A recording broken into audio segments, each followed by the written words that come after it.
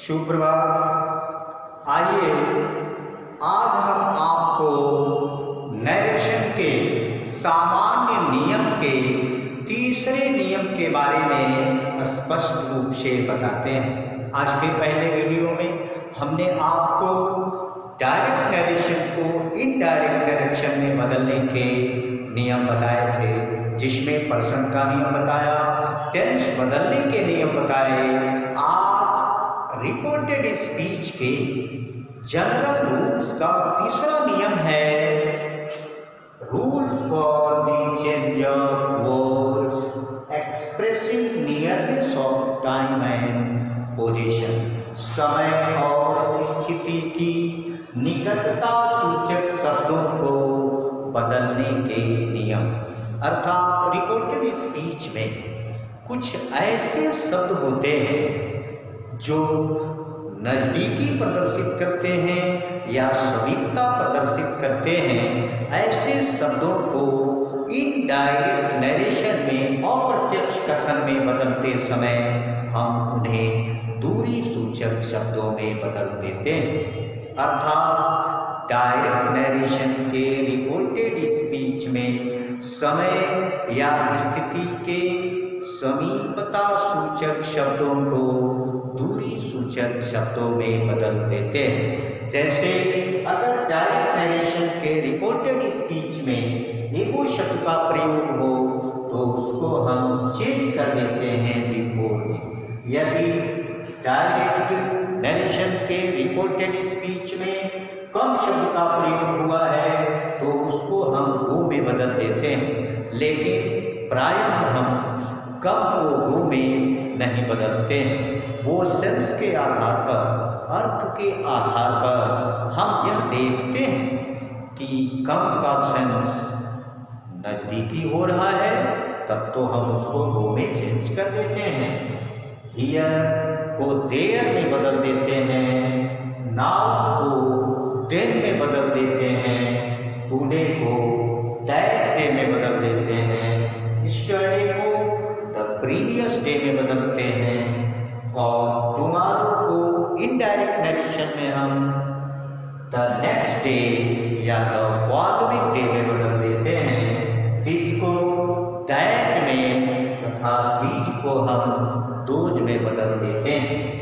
Last night को हम बदलकर प्रीवियस नाइट का प्रयोग करते हैं। ठीक उसी प्रकार द लास्ट वीक हो तो उसको हम द प्रीवियस वीक में बदल देते हैं।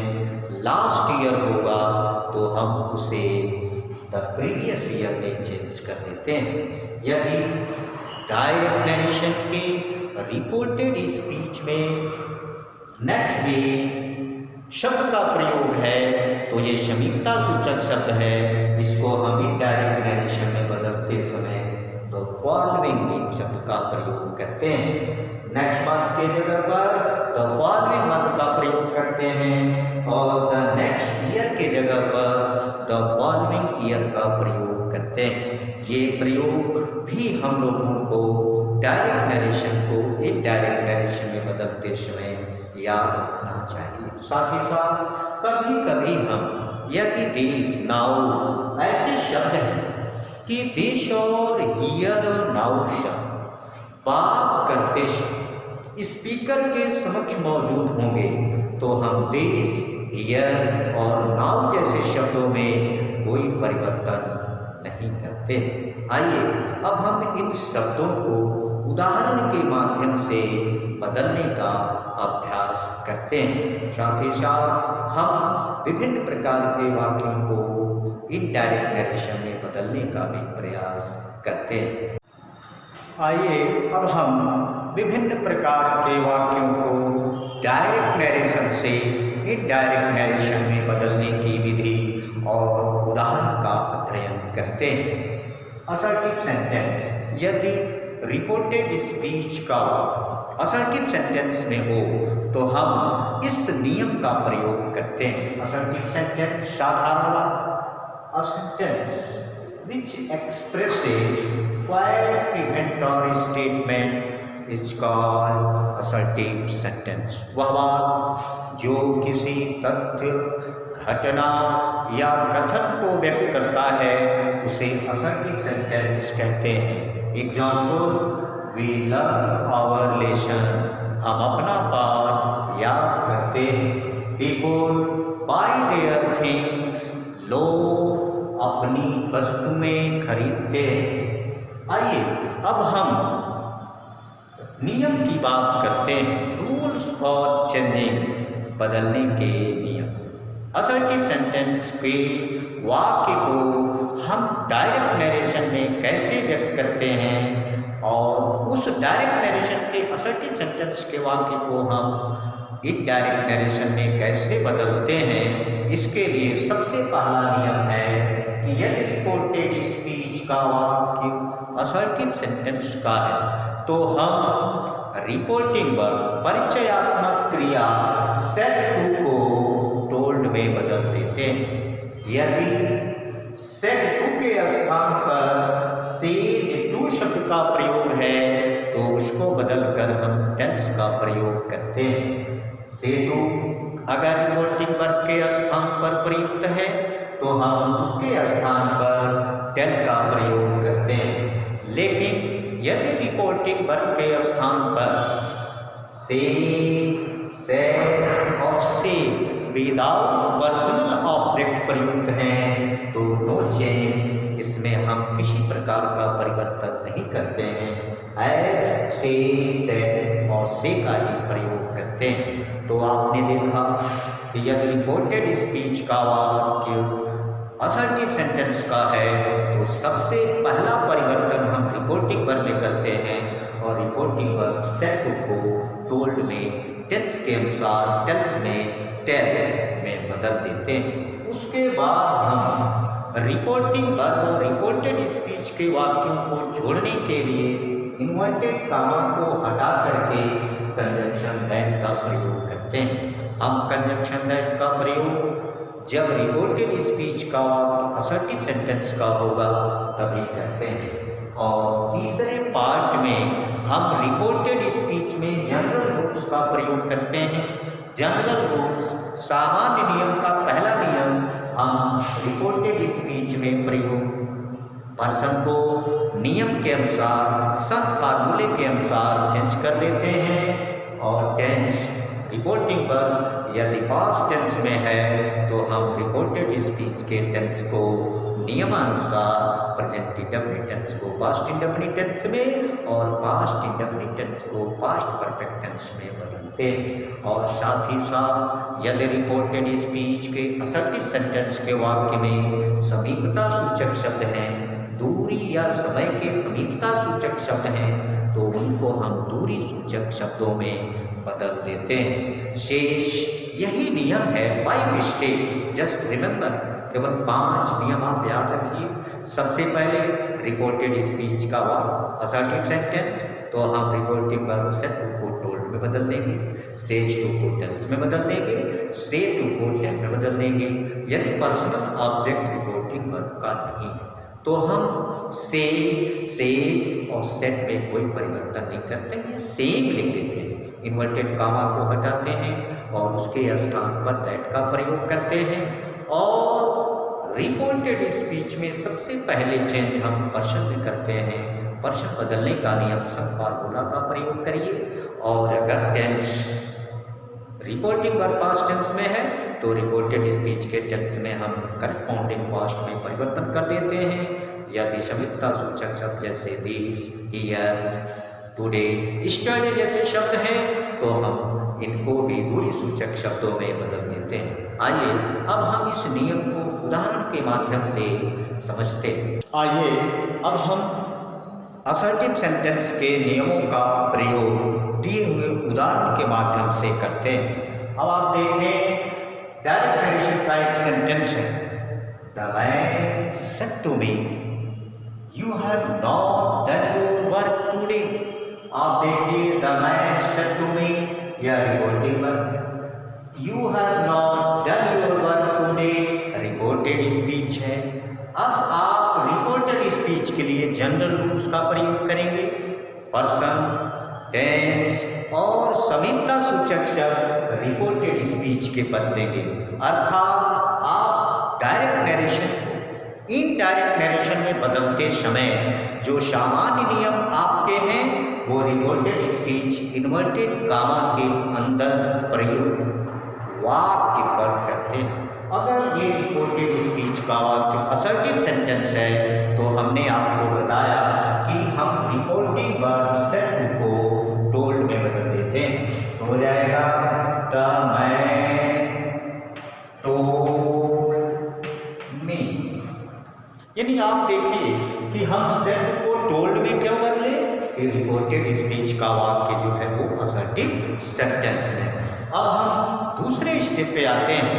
रिपोर्टिंग वर्ब का जब परिवर्तन हो गया तो हम इन्वर्टेड कामा को हटा करके दैट का प्रयोग करते हैं।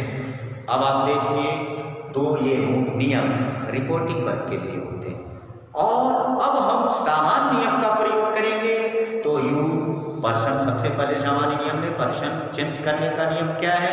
पर्सन बदलने के लिए हम सब फार्मूला यानी शन बाई 123 इसकल टू RBI का प्रयोग करते हैं। तो अब ये यू सेकंड पर्सन का प्रोनाउन है और इस यू को सेकंड पर्सन के प्रोनाउन को हम रिपोर्टिंग वर्ब के ऑब्जेक्ट के अनुसार बदल देते हैं, जबकि केस में कोई परिवर्तन नहीं करते हैं। ये सब्जेक्टिव केस में है और ये ऑब्जेक्टिव केस में। तो जब हम बी का सब्जेक्टिव केस प्रयोग करेंगे तो यू के जगह पे हो गया आई, यानी आपने पर्सन चेंज कर लिया यू आई। अब आप देखिए कि यह रिपोर्टेड स्पीच का वाक्य जो है वो प्रेजेंट परफेक्ट टेंस में और रिपोर्टिंग वर्ब की क्रिया जो है ये रिपोर्टिंग वर्ब पास्ट इंडेफिनिट में है। तो हम रिपोर्टेड स्पीच के टेंस में परिवर्तन करेंगे।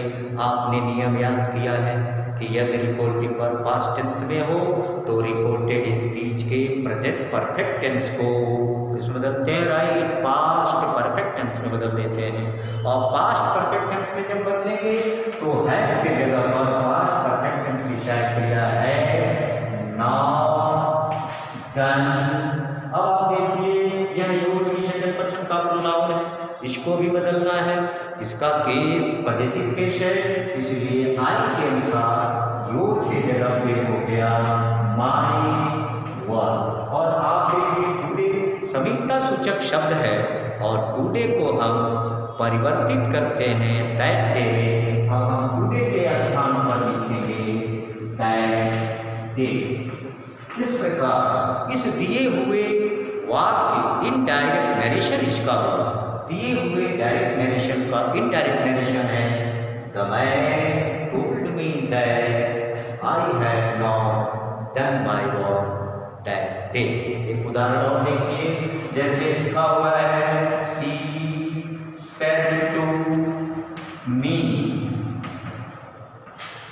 दे डिड देयर वर्क। अब आप देखिए दे डिड देयर वर्क। अब इसे हम अगर चेंज करते हैं तो यह रिपोर्टेड स्पीच का वाक्य जो है असर्टिव है और असर्टिव है तो आपको नियम याद है कि रिपोर्टिंग वर्ब से टू को टोल्ड में इन्वर्टेड कामा हटा करके दैट का प्रयोग।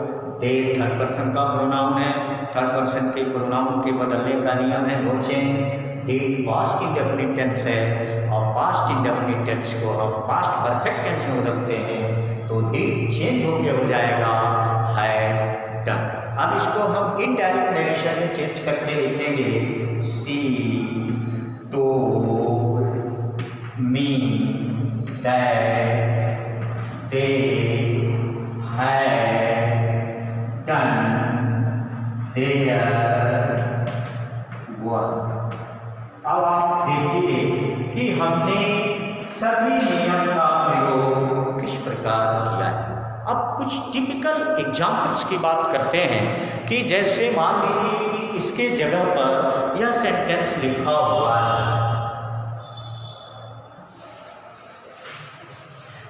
यहाँ हम यह देखते हैं कि रिपोर्टेड स्पीच का वाक्य जो है उसमें कौन सा टेंस प्रयुक्त है, कौन सा पर्सन प्रयुक्त है और कौन से समीपता सूचक शब्द हैं। उस शब्द को हम पहले सॉर्ट आउट करके एक रूप रिमेंबर करें। जैसे ये लिखा हुआ है दीपक said, Raju said, we have completed our work.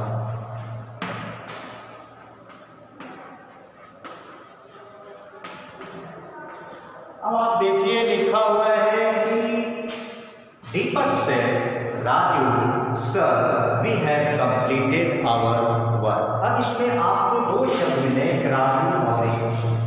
यदि आपको रिपोर्टेड स्पीच में ऐसे शब्द का प्रयोग कहीं मिले और रिपोर्टिंग वर्ब के स्थान पर ऑब्जेक्ट का प्रयोग न हो तो ऐसे राजू जैसे प्रयुक्त शब्दों को वकेटिव केस का नाउन कहते हैं। और वकेटिव केस का नाउन अगर वाक्य में प्रयुक्त है या प्रोनाउन प्रयुक्त है तो हम इनडायरेक्ट नरेशन में बदलते समय उसे रिपोर्टिंग वर्ब का ऑब्जेक्ट बना देते हैं। क्या समझ गए आप? यदि डायरेक्ट नरेशन के दिए हुए वाक्यों में रिपोर्टेड स्पीच में दो सब्जेक्ट एक ही साथ प्रयुक्त हों और उसमें एक नाउन हो तो उसे हम वकेटिव केस का नाउन कहते हैं और उसे इनडायरेक्ट नरेशन में बदलते समय रिपोर्टिंग वर्ब के ऑब्जेक्ट के स्थान पर प्रयुक्त करते हैं। अर्थात राजू जो है दीपक सेट को राजू के स्थान पर प्रयुक्त हो जाएगा और तब आप आसानी से सेट को टोल्ड में बदल देंगे, हो जाएगा दीपक टोल्ड राजू। अब आप देखिए एक शब्द सर, यदि रिपोर्टेड स्पीच में सर शब्द का प्रयोग हो तो हम रिपोर्टिंग वर्ब के साथ रेस्पेक्टफुली शब्द का प्रयोग करते हैं। सर शब्द के लिए हम रेस्पेक्टफुली शब्द का प्रयोग करते हैं, रेस्पेक्टफुली, और ये रिपोर्टिंग वर्ब के साथ प्रयुक्त होगा। अब आप देखिए इसको हम इनडायरेक्ट नरेशन में चेंज करते हैं तो ये वाक्य हो जाएगा दीपक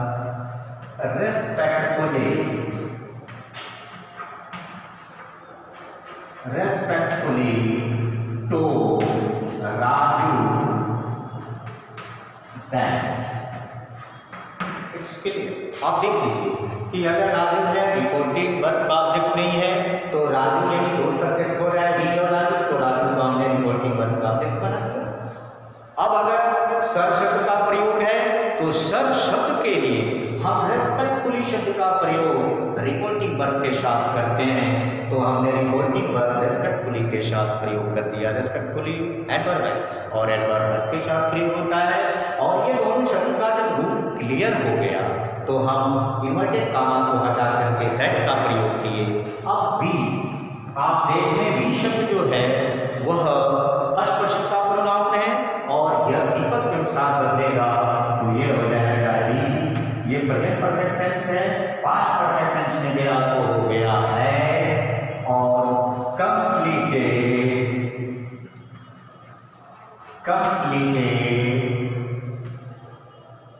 हिज वर्क। अब आप देखें उपर्युक्त डायरेक्ट नरेशन के वाक्य डायरेक्ट नरेशन में चेंज किया तो क्या हो गया? Deepak respectfully told Raju that he had completed his work. आवर को हमने रिपोर्टिंग वर्ब के सब्जेक्ट दीपक के अनुसार बदल दिया। So student, practice more and more example which is related to assertive sentence. If there is any problem, now we will have to practice typical example in our next video. Thanks.